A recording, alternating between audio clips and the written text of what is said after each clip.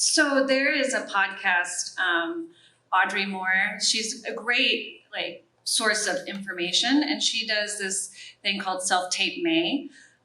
And so it's supposed to be for practice. And I think so a lot, yeah, sure, I'm sure some do it to say, hey, look at me because we're actors, right? But I think it is a trend because she started this. So it's everybody can kind of see what, they can get their lighting set up nice, they can get their backdrops and start and even for different types of shows. So if something's a little more moody or darker or whatever, it's all about practice. Now they shouldn't be posting anything that hasn't been aired yet, so that's why they took out the sound. But I think that's what started the trend. I mean, if y'all have any other insight, but yeah, it's for self-practice. The only thing I'd like to add to that is, and I would caution everybody that, it's part of the industry protocol and ethics that whenever you're auditioning for any role, for any project, episodics, features, whatever, going out on social media and making that announcement that you auditioned, you're sharing lines, the character role, you're really breaking an NDA. And I really would caution you, because a lot of these big networks have teams of people that just scroll through social media. And you are going to ruin your career really fast by putting that black mark on you. So that's the only contribution I would make. Don't do it. Just don't do it, because there is a stigma about that too. I remember I was casting Alamo, and somebody started Alamo the musical. That's a ripoff, that they're going after the Alamo. You guys remember the Alamo, right? The musical? No. So often it's a scam when people start posting things like that. And I agree with Katrina, the NDA, I mean, they do not want they don't want that material out there. They don't want their words out there before the production shoots, and airs or has a screening or something like that. So just don't do it. Yeah. I have a question for you.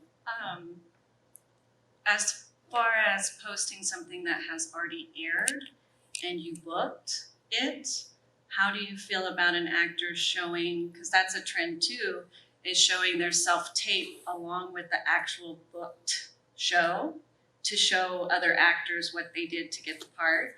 Is that okay? I mean, I absolutely never post anything that has not aired, ever. And never post that you auditioned for something, because that is NDA. Don't do that. But I'm saying past work that has already been aired. How do you feel about that?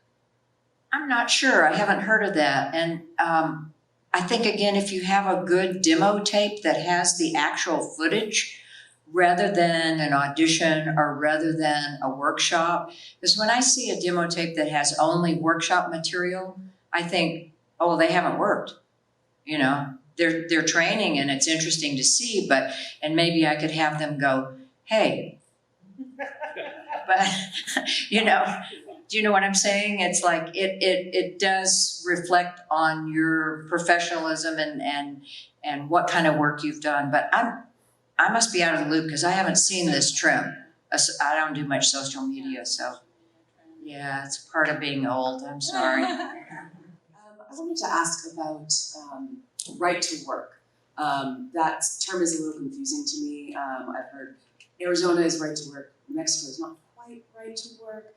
I'm a SAG member, SAG Actor member, but I know that when I came here, I'm fairly new to Albuquerque as well, that when I came here, I knew that they didn't have SAG minimums for background, which I was used to back in LA. So if you could talk to me a little bit about what the actual state of the union and non-union background and right to work, what the definition of that actually is, whether or not New Mexico actually is right to work, things of that nature. That would be really helpful. Thank you. So New Mexico is not right to work. I dealt with this a lot when I was casting in Texas, because Texas is right to work. So a SAG member, what it meant in Texas was that there is not a must join. There's just a should join, kind of thing. So you could work maybe 3 or 4, however many SAG jobs, and you would never have to join the union, kind of thing. That is not the case in New Mexico. I think, what is it, Katrina, two free jobs, and then you must join, and I cannot cast you until you do join the union. So, and I'm not sure about the background wages. I'm gonna pass it over to Lori and see if she. Regarding, I can touch upon that. Okay. I was thinking the same thing. I used to live in LA and do some extra work as well, and it was like $25 an hour or something like that. So here, as the strike progresses, I know that they've mentioned higher wages for background and all that. So with all of your experience casting background, are there some recommendations or some things that you believe would speed up this process of coming to a settlement that would improve, the entire treatment and experience for background actors?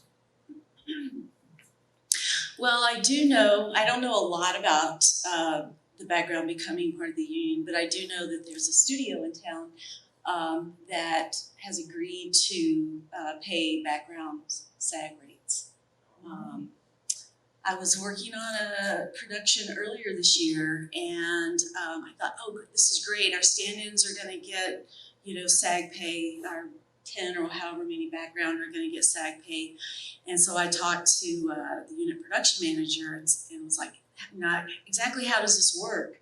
Because I think I'll be able to bring in a lot more people to work on the show, knowing that they're going to have a little better rate. And because the production location was outside of the zone from the studio, it didn't apply. So it's weird, it's tricky. And I honestly don't know when that's going to change. Also, I'm pretty sure this still happens in LA. If you do 3 extra jobs as SAG, that makes you eligible to join the union. That's not true anymore? That doesn't work anymore? No, you have to get vouchers. Yeah, Oh, sorry. You have to get a voucher. So if they feature you, or if they really like you for whatever reason, you have to get a certain amount of vouchers, and then you become eligible. But otherwise, you could be working background. And that's, I don't think, true for New Mexico. Extra work will not get you eligible to join the union. It does not open that door for you. But a lot of actors in LA do get into SAG through doing extra work. I was one of those actors, actually. I did join SAG because of the extra work that I did in LA like 150 years ago. So, yeah. And there is no minimum of SAG members needed to be in background for shows. Oh, I'm sorry. And I am correct in the information that there's no minimum requirement for productions to have like 10 SAG members as background for bigger productions, right? Right. Well, right now there is not, but the studio I was referring to, they were going to be required under that to hire so many background on a SAG voucher. Within like the 100-mile radius. I think it was a 30-mile radius. Yeah. So the members don't have to be in SAG? No, no. Yeah. I've had a lot of background actors say, oh, I've got my 3rd voucher here. And I'm like, you can get 100 vouchers. You're never, that's not gonna get you into SAG. And it's really confusing because of how California does it. Yeah, I was just gonna ask one further question. So in New Mexico, how difficult is it for a non-union actor to get Taft-Hartley? Because I know in LA, a lot of people do background to get their SAG card. But here, since background doesn't get vouchers, is a non-union actor likely to be hired on a union project? Like, Yes, if they're very good, they are. I mean, we're obligated to give preference to SAG actors. But sometimes, we see the SAG actors and we still don't cast the role, then we open it up to non-union actors, and maybe if they fit the role better, then I'm gonna say almost every project I do a Taft-Hartley for someone. And of course, under 18, you do it. I mean, we have to explain, why did you hire a non-union actor? And if you're under 18, that's all I have to say. Under 18, that's the whole reason, or maybe there's a special skill, or in New Mexico, maybe it's an Asian American actor, or even we don't have as many African American actors in New Mexico, and there's a show like maybe The Harder They Fall, where it's an all Black Western, then we're gonna see non-union people for that. And I like that. I just like seeing the very best actors for the role. And, everyone was non-union at once, and so I like giving the opportunity to non-union actors. But the thing about seeing SAG actors first is that we know they have the experience and the professionalism, and they're already great. So regarding that, the production that I was on recently, they Taft-Hartley'd a lot of background. A lot. I mean, it was amazing. I'm going to say we shot from about March until June, and I think we had probably no less than 12 background actors upgraded, which was amazing. And I'm just gonna add to all of that is that, in between, July of last year till July of this year, which the majority of this year there's not been any work, but so SWAG had 27 new members that were from non-union going into the membership.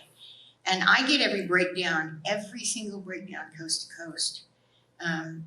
And I will say that I've only ever seen 2 productions that, and they're both out of LA, it's episodics, that the requirement is they have to be union. So I think they're very open for non-union people, as long as you have the talent. How are you gonna get that? Train. With appreciation to the entire panel, thank you for being here today. But Joanne, good to see you alive and living. There were rumors, but we see. My question for you is: are you going to do any of your famous workshops in the Albuquerque area this upcoming year? You talking to me? Yes, I'm talking to you. I've been thinking about that lately, just this week, actually, because I really have fun doing them.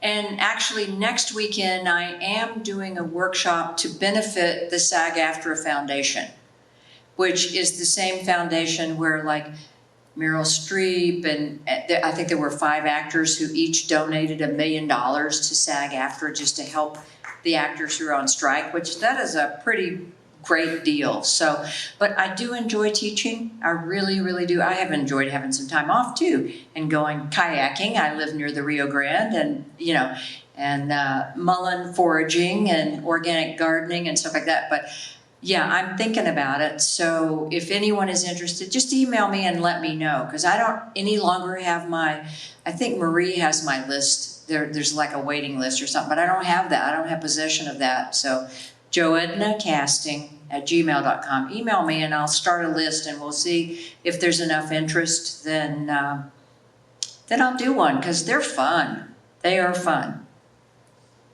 Oh, we're not supposed to promote ourselves. Uh-oh. And I have a question. TikTok is very popular. I enjoy watching it. Do you think that's detrimental to someone's career to start posting on TikTok, and when they're just starting off in the business and all of a sudden, oh, you're known for the crazy lady with the cat? So all I can do is share with you what I know. So there is a percentage of anything that an actor is going to do to market themselves that's going to help them, especially when they go up for network approval. So social media, a presence on social media does help. But more importantly for me, and what I say to my actors is utilize social media for networking, not to go to a casting director's account and say, oh Joe Edna, cast me, I'm so perfect for that role. But instead create a relationship with her and congratulate her on a new project and build her up. Great job, I saw who you cast for that role. They nailed it, right? Develop the relationships. Now, SAG does cover the umbrella of influencers or content creators. So there are guidelines and rules under that, and whether your representation is covering that side of things. But I know the popularity of TikTok, and I'm saying it won't hurt you, but be careful what you post, because you also have to kind of look at, oh my gosh, now I'm gonna mention a network. You take a network like Hallmark or Lifetime, and they have a family culture that they're trying to maintain. And if you're posting where you're always in a negligee or shaking your booty or doing those kinds of things on social media, you are not going to get accepted into Hallmark or Lifetime. So you have to be very cautious what you put on social media, and just make sure that you always maintain, this is what I tell my people, your professionalism. You know, it's not the time, if you want one where you're going to be lazing out in your sweats, you know, and you're smoking a stogie and you got a beer or whatever, well, just keep that account minimum to your family and closest friends. But if it's going to be a public account, make sure that you are posting on there your presence that you want all of the networks to approve upon. What are your thoughts about the companies online like Backstage or places where you have to pay a fee to be a member of them, and then you get auditions sent to you, or you can audition in certain online basically? Like Backstage and Actors Access and all of that. For the Albuquerque market, is there one y'all would, or multiple that y'all would recommend over the other ones? I can answer that just from a background perspective. I hate them because they pick up, if I post a casting call on social media, I mean, for me, for background, non-speaking roles, I don't want somebody from California or Arizona or Texas submitting, because I'm not going to hire them. And I've even emailed Backstage, and there was another one I can't remember, and said, you know, quit posting my stuff, quit picking it up, because they kind of troll through social media and pick up casting calls, and it just fills up my inbox, and it's like, I think anytime, at least for background work, if a website is asking you to spend money, don't do it, because that's, you know, you should be able to go to any website of a background casting person, create a profile, and then we're trying to hire you, and we don't want you to spend money. We want you to make money on the production.